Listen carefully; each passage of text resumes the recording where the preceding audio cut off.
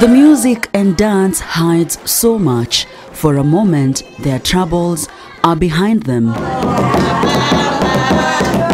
This is one of the best times in school.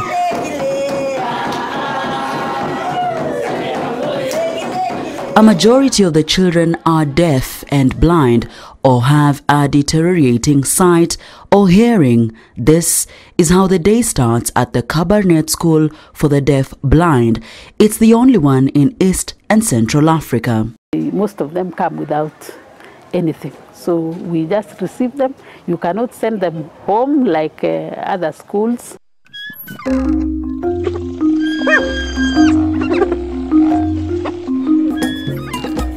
I'm a mother of a special child. I have a son here in this school. Emmanuel, apart from the fact that he doesn't have sight, he also doesn't have speech. Before that, Emmanuel had attended several other schools, but he could never get any help. Up to the time before he came to this school, we used to do literally everything for him, like even feeding him, you know, bathing him and everything. For Emmanuel's mother, that glimpse of hope of nurturing Emmanuel into an independent man could only be found here. We help Emmanuel. Tomorrow will be old.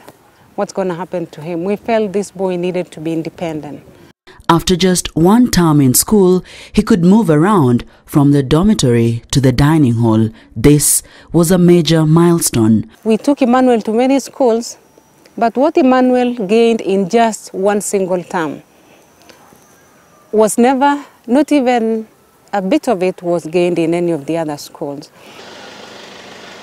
My hope is that when in future Emmanuel is going to be independent, he'll do things for himself, he'll be able to earn a living for himself, he'll even be able to have a family, he'll be able to, I'm seeing a great man in Emmanuel. But as a mother, she can only hope for so much. She needs the school to actualize her hopes and dreams. We have really struggled to make ends meet. We really have to be very, economical in terms of, sharing between salaries and the workers' salary. It's a struggle to learn the basics of life, but a greater struggle is behind the smiles. These kids actually come to school without paying school fees. We charge them 5,500 shillings. Parents of these kids don't believe in paying school fees. They believe that these children are actually property of the government. The struggles to sustain the system and the children is mainly due to the inconsistent funding. The grants from government that make survival here are one day at a time affair. Take last year, for example. For 6 months, the school did not get the grant, forcing the non-teaching staff to stage a go-slow. These people, it's like they have a calling, eh? So when you tell them, look here, assist this child, they would always come. But inside them, of course, they knew something was wrong. They needed money for their children. School was opening. Some of them had Form 1 children going to school, and there was no money. According to a Kenya National Bureau of Statistics report for 2018, 10% of the Kenyan population are persons living with disability, while 11 out of every 100 learners have one form of disability or another.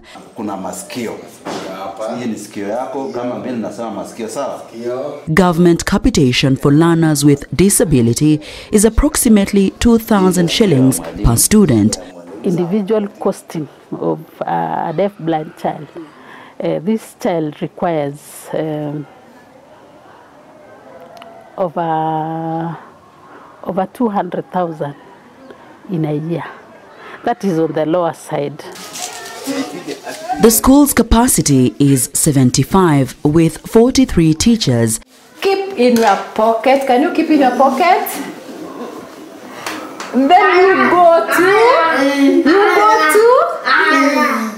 toilet. Good. Teacher Jane's class, for example, has 5 students. To get the attention and concentration of the student is a struggle. Ninapofunza wanafunzi hao, kila mwanafunzi ako na hiyo ability yake ni tofauti. So haiwezi kushikana kabisa, lakini ninajaribu vile niwezavyo.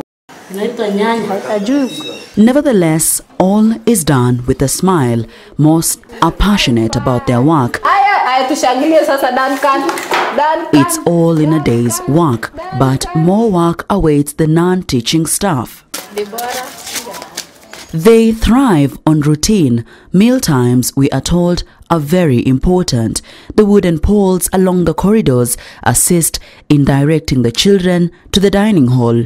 Those who can see faintly assist the newer students. Some of the deaf-blind students have learnt their way around. It's these small milestones that are sought after, the success of the school seen through the stories of former students who now work at the school. Take Jematur, for example. She is deaf-blind, but her role here is critical. She washes the clothes and assists the girls in learning their way around. 9 former students work at the school under the titles of house father and house mother. You said you started learning at this school when you are 3 years. True? Okay. Okay, saying he's getting salary as a house father. Are you happy? He's happy because he's getting salary. They too know the hardships that one faces when one is deaf-blind. It's the hope for the young ones that they too have a future. You know, when we came to pick Emmanuel up during closing day, which of course came slightly earlier because that time they were facing lots of challenges. When we saw the report, I asked the principal what is the meaning of this, and she actually explained to me about the challenges the school has been facing, like, you know, the workers have never been paid. And I thought now, if this school closes, where can we take these children? It's not only Emmanuel, but all these children in this school. So they cling on to the little remaining hope. The parents have written to the Ministry of Education, to the Principal Secretary, requesting the government to step up. As a concerned parent, I decided to write a letter to the ministry about this, stating exactly what happens. Well, we hadn't received any response so far. Government would disperse 2.3 million shillings, an amount said to be still too low. That amount was even further reduced to 480,000 shillings every 6 months, and that disbursement was still delayed. The money that pays the non-teaching staff and buys food for children. The needs of these children is just too enormous. This is one child who requires so many things, starting from, you know, the clothing, soap, all this washing, detergents, all this, and so many clothes. These are children that are changed almost on hourly basis. Other troubles bogging the school include being a dumping ground for any disabled child found abandoned in Baringo, parental attitude directly contributing to the stigma that children with disabilities experience. Kuna mwanafunzi mmoja alipatikana na one of our teachers akiwa amewekwa kwa shamba, anaangalia, anasikia wanyama. Ndio nini, because kwa nyumbani hakuna kazi nyingine ile watoto kama hao wanaweza kufanya. Meal times can be messy. The staff get overwhelmed. They do what they can before dark falls.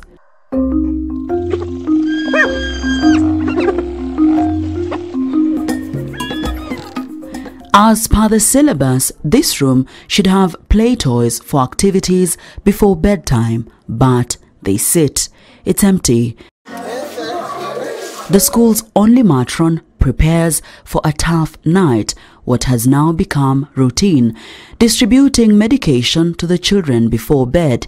Here, the matron is assisted by some of the students. She'll have to take the medication to the girls, then to the boys.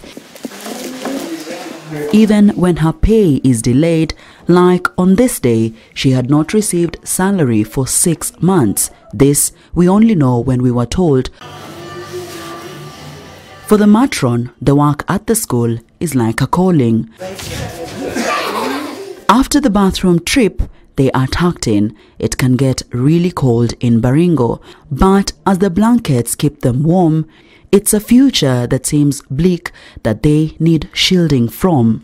But we want to give them the best because we believe it is only through giving them the best that we have, so that their life becomes near normal, because these are children who are deprived of so many things. The school's motto branded at the gate, the vision to be a center of excellence in providing services to the deaf blind. Funding the institution has been very low, and at the time that I was the chair, there was an appeal to fund it, but it seems the Ministry of Education never bothered to put money, despite the period that free primary education funds were being given to every child. The children with special needs were to be allocated 2,000 shillings each. As I was in the office, there was none that came. There are 2,866 special needs primary education institutions in Kenya. 2,578 are integrated institutions, while 288 are purely special primary schools. I would request the government, importantly, to increase funding, to give a serious support to this kind of schools, and those involved, the ministries involved with this kind of education, special needs. I would urge them to make a site visit to this kind of institution so that they can really understand what happens. And normally when these children don't come to school, I want to tell you, if a child remains home for 3 or even 2 terms, be assured that the 4th term, the child will be dead. Wengi sana, we lose them through staying at home. Our efforts to reach the Ministry of Education have been futile. We have written several letters asking for the response on the funding in special schools, but to no avail. God does not make mistakes. His plans are perfect, Mama Emmanuel tells us. Even amidst these challenges, Mama Emmanuel believes that children still have a bright future. They all strive to live as per their school motto that disability is not inability, but that can only happen with the full support of you and I by eliminating society stigma and also with the full support by government.